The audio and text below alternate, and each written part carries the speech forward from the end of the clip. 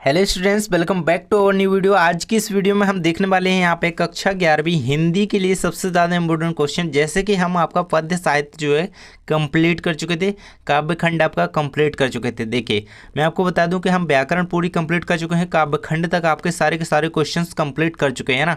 यहाँ से आपका गद्य साहित्य का इतिहास स्टार्ट होता है एवं गद्य खंड रहेगा, हमारा वितान का भाग रहेगा, अभिव्यक्ति और माध्यम रहेगा, है ना। जो भी सारे क्वेश्चन इनके बनेंगे वो सारे क्वेश्चन नीचे दिए गए विथ आंसर, है ना। सारे के सारे क्वेश्चंस को कंप्लीट करवाऊंगा। यहाँ पर देख सकते हैं, जिसने भी पिछले वीडियोस नहीं देखे यानी कि काव्य खंड आपका रहेगा, उसके सारे क्वेश्चन उस वीडियो में कंप्लीट हैं। व्याकरण के सारे क्वेश्चंस जो हैं वो उसके पिछले वीडियो में कंप्लीट हैं, तो सारे के सारे पार्ट देख लीजिएगा। हिंदी थोड़ा लंबा हो जाएगा क्योंकि सारा सिलेबस आपका कंप्लीट करवा दिया है। बिल्कुल, जिसने भी सारे वीडियोस देखे हैं उसकी परीक्षा की तैयारी बहुत ही अच्छी हो गई होगी, क्योंकि आप इसे याद करते जाते हैं साथ में, ना।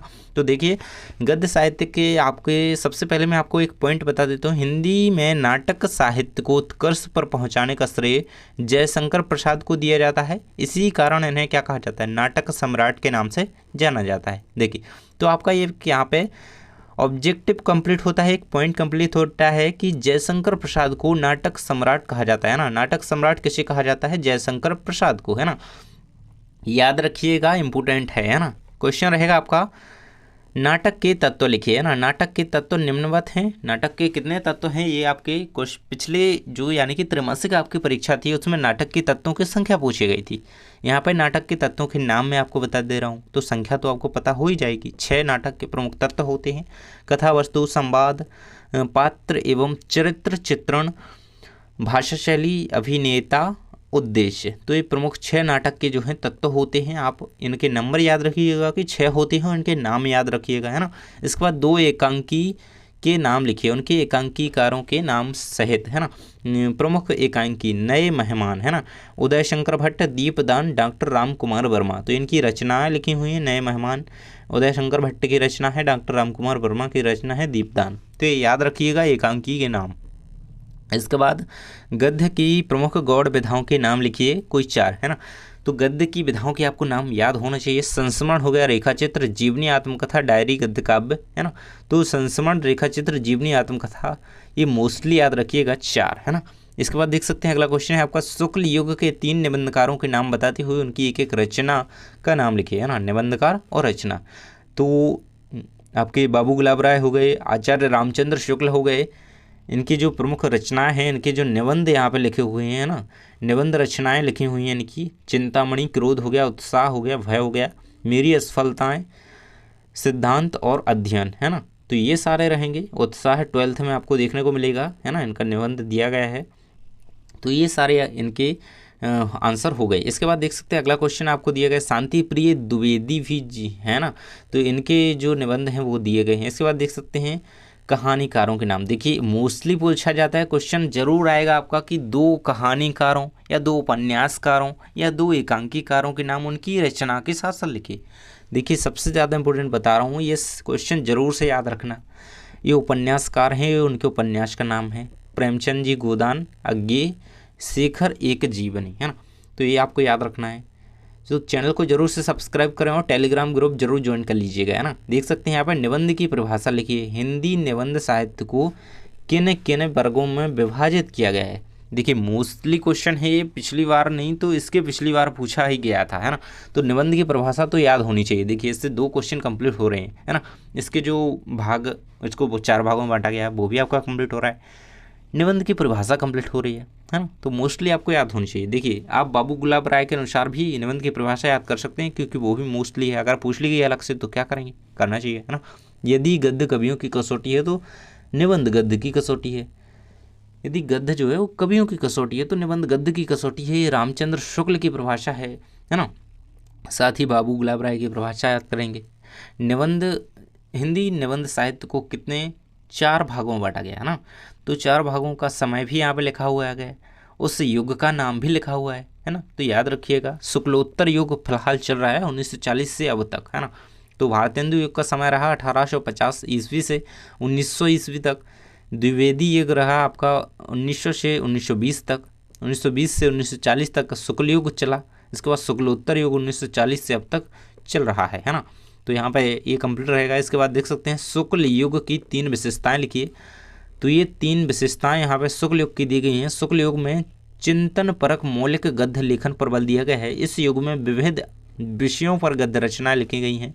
भाषा शैली में गांभीर्य एवं कसावट विद्यमान है। देखिए शुक्ल युग के निबंधों की विशेषताएं विशेषकर यहाँ पे कही जाएंगी।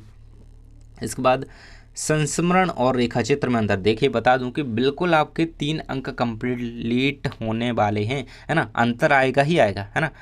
आपका आत्मकथा और कहानी में अंतर, है ना, आत्मकथा और संस्मरण में अंतर, इस प्रकार से अंतर जो है पूछे ही जाते हैं ना, हर बार आते हैं। तो अंतर का आपका जो क्वेश्चन है वो कंप्लीट हो जाएगा। 2-3 अंतर दिए गए हैं, कर लीजिएगा।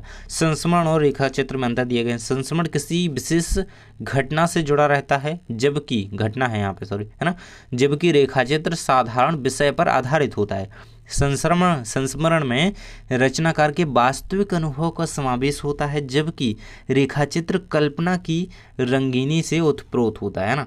कल्पना, रेखाचित्र में कल्पना की जाती है। रेखाचित्र, है ना, नाम ही उसका। संस्मरण में विवरणात्मक शैली का प्रयोग होता है, जबकि रेखाचित्र में चित्रात्मक शैली का प्रयोग होता है ना। तो याद रखिएगा, संस्मरण में भाषा अभिधा मूलक होती है, जबकि रेखाचित्र में भाषा सांकेतिक होती है, क्योंकि इसमें कल्पना की जाती है अधिकतर, है ना। तो सांकेतिक भाषा होगी, चित्रात्मक शैली होगी किसमें, रेखाचित्र में। इसके बाद भारतेंदु युग के निबंधों की विशेषताएं बताइए, है ना। शुक्ल युग की देख ली, अब भारतेंदु युग की देखिए। इंपॉर्टेंट है इसलिए बता रहा हूँ, सारा का सारा नहीं बता रहा हूँ। मोस्टली मैंने ये सिलेक्ट किया है ना, आपके सिलेबस के अकॉर्डिंग, है ना, कि आपका ये आएगा तो वो करना चाहिए आपको। भारतेंदु युग के निबंधों की विशेषताएं निम्नवत हैं। भारतेंदु युग के निबंध रसों की अनुभूति कराने वाले तथा शिक्षाप्रद थे। इस युग के निबंधों में समाज सुधार तथा राजनीति की अधिकता थी, है ना। निबंध रसों की अनुभूति कराने वाले तथा शिक्षाप्रद निबंध भारतेंदु युग में लिखे गए, याद रखिएगा। इसके बाद क्या था, समाज सुधार एवं राजनीति की अधिकता थी किसमें, भारतेंदु युग के निबंधों में। राजनीतिक आलोचना, आत्मचरित्र, इतिहास, समाज, धर्म, हास्य एवं मनोरंजन आदि विषयों पर रचित थे किसके, भारतेंदु युग के निबंध। ये कंप्लीट रहेगा। इसके बाद नीचे क्वेश्चन दिया गया है, अगला है आपको पॉइंट दिया गया है, व्यंग प्रधान शैली का आश्रय लेकर कटु सत्य का वर्णन करने वाले थे, कौन से, भारतेंदु युग के निबंध। इसके बाद 21 नंबर का क्वेश्चन है आपका। तो देख सकते हैं, मैंने कहा ही है कि ऐसा क्वेश्चन आना है आपका, पक्के में आना है, तो ही मैं आपको बता रहा हूँ, है ना। तो आपको किन्हीं 2 कहानीकारों के नाम, उनकी एक एक रचना सहित याद रखने हैं। तो यहाँ पे मैंने कुल 5 दे दिए हैं, आप 3 के याद कर लीजिएगा तो आपका छूटेगा नहीं, है ना। अगर आप पे एक याद नहीं रहा गलती से, है ना, तो तीसरा रहेगा, है ना। 3 ही याद कर लीजिएगा। प्रेमचंद्र की कहानी है पूस की रात, बहुत ही ज़्यादा ये पॉपुलर, याद रखिएगा, पूस की रात, है ना। आकाशचारी उपेंद्रनाथ अस्क, जयशंकर प्रसाद, आकाशदीप, शंबदिया, फणीश्वरनाथ रेणु, उसने कहा था, चंद्रधर शर्मा गुलेरी। तो जो भी आपको सरलतम एक सरल कहानी मिले तो वो भी आप ऐड कर सकते हैं, अपनी तरफ से याद कर लीजिएगा, है ना। देखिए सबसे पहले मैं आपको ये इम्पोर्टेंट पॉइंट बता दूं कि किशोरी लाल द्वारा रचित कहानी, है ना, इंदुमती, हिंदी साहित्य की प्रथम कहानी मानी जाती है इंदुमती, है ना। हिंदी साहित्य की प्रथम कहानी कौन सी है, इंदुमती, याद रखिएगा, बहुत ही इंपॉर्टेंट है। इसके बाद देख सकते हैं कहानी और उपन्यास में अंतर स्पष्ट कीजिए। देखिए मैंने आपको बताया कि अंतर आपका एक जरूर आएगा, इसलिए मैं अंतर से रिलेटेड क्वेश्चन कंप्लीट करवा रहा हूँ, है ना। कहानी में जीवन का आंशिक चित्रण होता है, जबकि उपन्यास में जीवन का बृहद अंकन होता है ना। कई घटनाओं का अंकन किस में हो जाता है, उपन्यास में हो जाता है। कहानी तो किसी एक घटना पर विशेषकर बनाई जाती है, आंशिक चित्रण होता है जीवन का, है ना, सीधी बात है। कहानी का आकार छोटा होता है। देखिए जिसमें कम चित्रण किया गया है जीवन का वो तो छोटी होगी, ऑब्वियस सी बात है ना, तो होगा, जबकि उपन्यास बड़े आकार के होते हैं, है ना। इसके बाद देख सकते हैं कहानी में पात्रों की संख्या कम होगी। देखिए जो छोटा होगा उसमें पात्र तो कम ही होंगे, है ना। तो आपके अंतर एक दूसरे से रिलेट करते हुए हैं, याद रखिएगा, जबकि उपन्यास में अनेक पात्र होते हैं। इसके बाद कहानी कम समय में, देखिए जो छोटी है कम समय में सघन प्रभाव डालती है। ऐसे भी एक अंतर बता सकते हैं कि कहानी कम समय में लिखी जा सकती है, उपन्यास को लिखने में अपेक्षाकृत अधिक समय लगता है। देखिए बनाए जाते हैं अंतर, अगर नहीं आ रहे हैं तो ये आपका पूरा काम करेगा। तथा उपन्यास में प्रत्येक स्थल सघन प्रभावी नहीं होता है। इसके बाद 2 प्रमुख कहानीकारों तथा 2 उपन्यासकारों के नाम लिखिए। देखिए यहाँ पे कहानीकार और उपन्यासकार, ये 2 प्रमुख कहानीकार हैं, ये 2 प्रमुख उपन्यासकार हैं, है ना। प्रेमचंद हो गए, जयशंकर प्रसाद, ये प्रमुख कहानीकार हैं। उपन्यासकार कौन है, यशपाल और जैनेन्द्र कुमार, यहाँ आंसर याद रखिएगा। इसके बाद देख सकते हैं आपको नीचे अंतर दिया गया है जीवनी और आत्मकथा में अंतर, तो अंतर रहेगा आपका देख सकते हैं अंतर आपको दिए गए हैं। आत्मकथा में लेखक स्वयं अपने जीवन की कथा पाठकों के सामने प्रस्तुत करता है। देखिए उसका नाम ही है आत्मकथा। आत्म मीन्स मेरी स्वयं की कथा, है ना। स्वयं अपने जीवन के बारे में पाठकों को बताता है, लिखता है, लिख कर, है ना। वो ब्लॉग नहीं है, लिख करके बताना है भाई, तो ये आत्मकथा होती है। जबकि जीवनी में लेखक इतिहासकार की तरह पूरी सच्चाई से किसी व्यक्ति के जीवन की जन्म से लेकर मृत्यु तक सभी घटनाओं के बारे में लिखता है। तो जीवनी में क्या होता है, लेखक जो है किसी इतिहासकार की तरह पूरी सच्चाई से किसी व्यक्ति के जीवन या अपने जीवन के बारे में लिखेगा, तो वो तो आत्मकथा ही हो गई। लेकिन किसी अन्य व्यक्ति के बारे में वो लिख रहा है, उसके जीवन से लेकर के मृत्यु तक सभी घटनाओं के बारे में लिख रहा है, तो वो उसकी जीवनी कही जाएगी। इसके बाद देख सकते हैं जीवनी लेखन में लेखक तटस्थ रहकर लिखता है, जबकि आत्मकथा में लेखक अपने जीवन को घटना का वर्णन अपनी स्मरण शक्ति के आधार पर करता है ना, अंतर रहेगा। इसके बाद देख सकते हैं जीवनी में लेखक अपने विचार प्रतिक्रिया नहीं दर्शाता है, जबकि आत्मकथा में लेखक अपने परिवार, समाज, आर्थिक दशा, राजनीतिक घटनाक्रम का बराबर दर्शन कराता रहता है ना।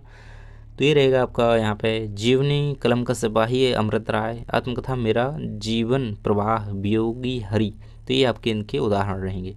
इसके बाद देख सकते हैं निबंध की परिभाषा। सर्वमान्य परिभाषा जो है निबंध की, मैंने आपको बताया है कि बाबू गुलाब राय की याद रखिएगा, देखिए यहाँ पे मिल भी गई, है ना।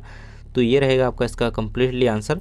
निबंध उस गद्य रचना को कहते हैं जिसमें एक सीमित आकार के अंदर किसी विषय का वर्णन या प्रतिपादन एक विशेष निर्जीवन, स्वच्छंदता, सौष्ठव और सजीवता। देखिए जब मैं क्लास 9th में था ना, जब मैंने ये परिभाषा याद कर ली थी, उसके बाद मुझे 12th तक कोई परेशानी नहीं आई।